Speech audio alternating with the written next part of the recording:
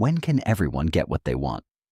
In this video, we answer that question with Hall's marriage theorem, a classic result about matchings in bipartite graphs. And we prove it. Meet 4 people and 6 sweets, exactly one of each kind. Each person is dreaming of some of the sweets. Here's the question. Can every person receive a sweet they want? 1 sweet each? In this case, yes. Hand each person one of their wishes, one at a time.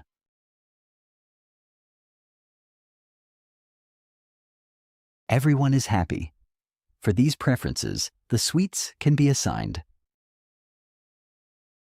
Now a different group arrives with different tastes. Let us try to hand out the sweets again.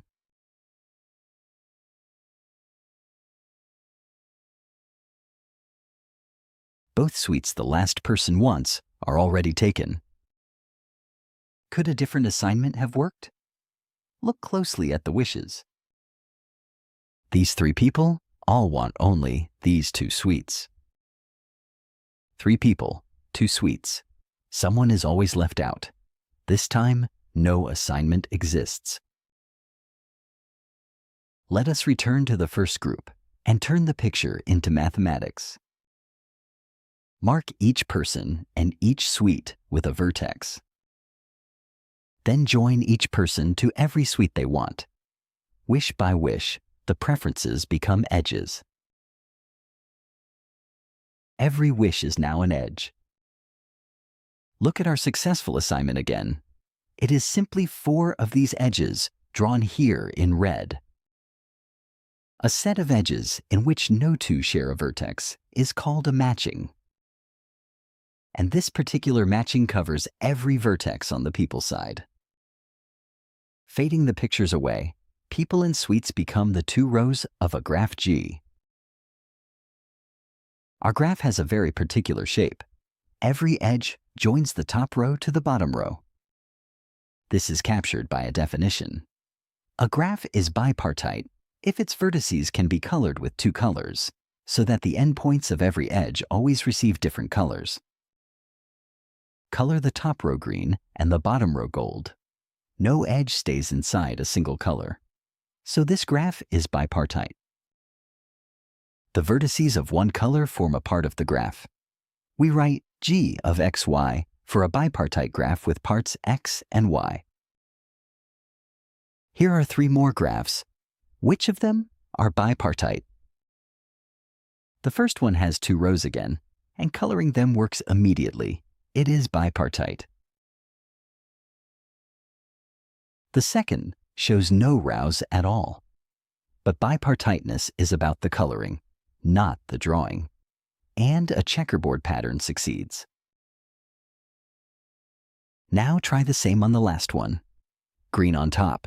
Its 2 neighbors take gold, but the bottom vertex touches both colors and no color is left for it. The reason is structural. 3 of these vertices are pairwise adjacent. A triangle can never be 2-colored, so this graph is not bipartite.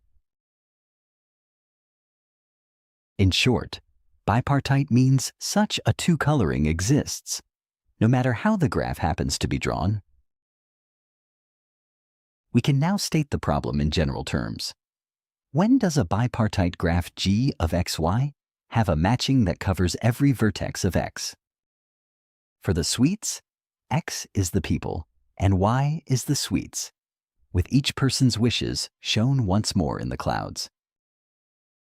A matching covering x is exactly an assignment in which every person receives a sweet they want. So, when does such a matching exist, and when not? First, a piece of notation. For a set S of vertices, n of S denotes the set of all neighbors in the graph of the vertices of S. Here is the second group's graph with the wishes in the clouds. Take these 3 people as a set S, shown in red. Their neighbors form n of S, only 2 sweets, shown in blue. so the neighborhood of S is strictly smaller than S itself. But any matching must send the people of S to distinct suites inside N of S.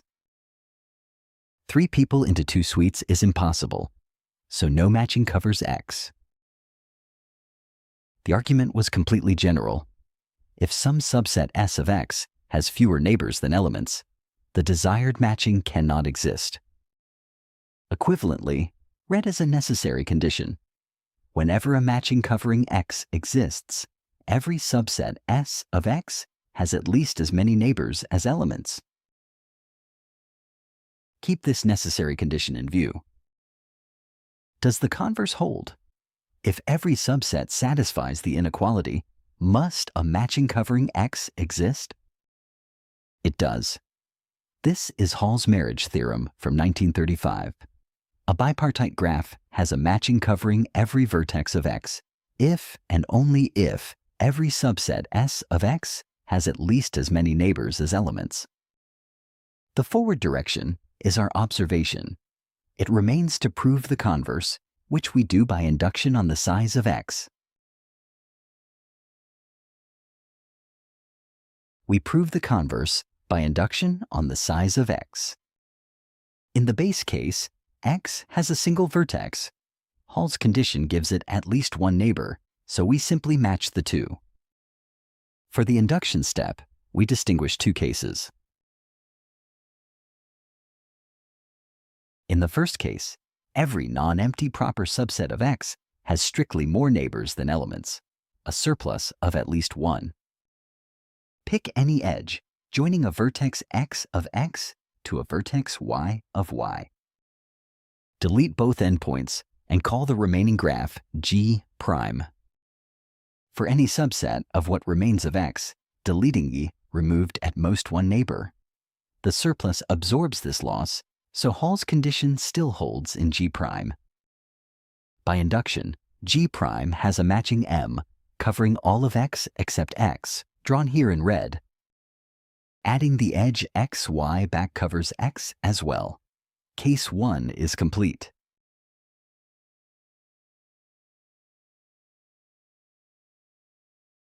In the second case, some non-empty proper subset S is tight. Its neighborhood has exactly the same size as S. Fix such a set S, with its neighborhood N of S below. Restricted to S and N of S, Hall's condition still holds, because every neighbor of a subset of S stays inside N of S. By induction, this smaller graph has a matching M1 covering S. Now remove S together with its neighborhood, and call what is left G double prime. We claim that G double prime satisfies Hall's condition too. Suppose it did not. Then some set S prime, disjoint from S, would have too small a neighborhood inside G double prime, the narrow box below. But every neighbor of S prime in the original graph lies either in N of S or in that small neighborhood. Counting, the union of S and S prime would then have fewer neighbors than elements, contradicting Hall's condition for G. So the claim holds, and induction gives a matching M2 covering the rest of X. M1 and M2 share no vertices, so together they form a matching covering all of X. This completes the induction and the proof. To summarize, Hall's marriage theorem tells us exactly when a bipartite graph has a matching covering one of its sides. Our first group satisfied Hall's condition, and indeed a matching existed. The second group violated it, with 3 people sharing 2 suites, and no matching was possible. Hall's condition is exactly the dividing line. Thanks for watching. If you enjoyed this video, please like and subscribe to support the channel. More graph theory is on the way.